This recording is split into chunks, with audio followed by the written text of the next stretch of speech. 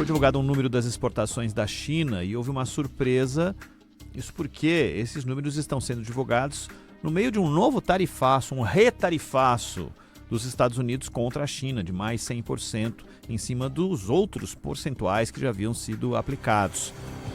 Isso porque esse percentual, digamos assim, foi colocado em prática, não em prática porque a partir de novembro, mas já existe uma decisão, pelo menos do ponto de vista do governo dos Estados Unidos, de aplicação, porque a China tornou mais rígida a regulamentação no que diz respeito às terras raras. O secretário de Tesouro dos Estados Unidos, o Scott Bessent, afirmou que não é bem assim, talvez nem sejam colocadas em prática essas tarifas. Já o Trump disse que pode ser que não seja em novembro, pode ser que seja antes a aplicação. O fato é que diante desse cenário, e a China já disse que não gosta de brigar, mas se tiver que brigar, vai brigar, nessa guerra de manchetes, houve esse resultado que também é uma manchete, a gente não sabe efetivamente o número exato ou de que maneira ele se torna palpável e real, mas com exportações da China crescendo exatamente nesse momento, Zaidan. Foi maior do que o esperado, foi maior do que o mês passado e significa uma recuperação em relação ao primeiro semestre, mas é um número menor do que o de setembro de 2024. De qualquer maneira,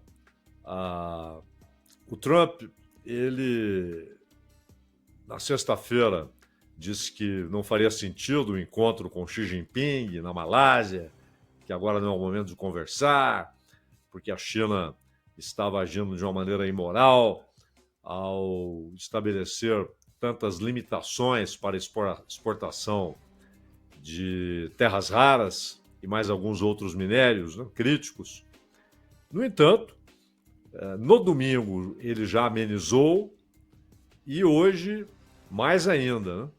Ele chegou a falar rapidamente sobre o tema, porque hoje, claro, ele estava dedicado à questão de Israel, Gaza, Hamas, foi a Israel, está no Egito. Porém, o Trump disse que não quer prejudicar a China, que os Estados Unidos querem ajudar a China e que talvez haja novas conversas antes do que se imagina entre ele e Xi Jinping. Inclusive, Ronald, um funcionário do governo dos Estados Unidos chegou a dizer que talvez na Coreia do Sul ocorra esse encontro entre Xi Jinping e Donald Trump. Mas vai depender, claro, né, se os dois querem, né? A China não fica fazendo esforços para agradar ao Trump. O Trump tem mudanças repentinas que todo mundo já conhece, mas não sabe quando elas irão ocorrer. Em alguns casos elas não ocorrem, mas com muita frequência elas ocorrem em temas, inclusive, muito importantes. Guerra na Ucrânia, relação com a China, relação com a Rússia. E agora a decisão da China de suspender essas exportações de terras raras, ela foi respondida pelo Trump com 100% acima, ou seja, 100% a mais. Não há qualquer perspectiva de que algumas tarifas não sejam atingidas, né? Mas todas as tarifas impostas à China, a elas se acrescentaria uma nova tarifa de 100%. E ao mesmo tempo, uma ordem executiva para a suspensão de exportação de equipamentos de alta tecnologia para a China. A China importa dos Estados Unidos muitos equipamentos sofisticados, né? E o Trump ordenou a suspensão. A China respondeu, ou deu a sua tréplica, dizendo o seguinte: navio dos Estados Unidos, navio construído nos Estados Unidos, navio de propriedade de alguém dos Estados Unidos, navio com bandeira dos Estados Unidos, ou navio que tenha uma participação de, no mínimo, 25% em sua construção ou em sua propriedade de alguém ligado aos Estados Unidos ou de uma empresa ligada aos Estados Unidos, esse navio só pode aportar na China, só pode chegar a um porto chinês com pagamento de uma tarifa excepcional.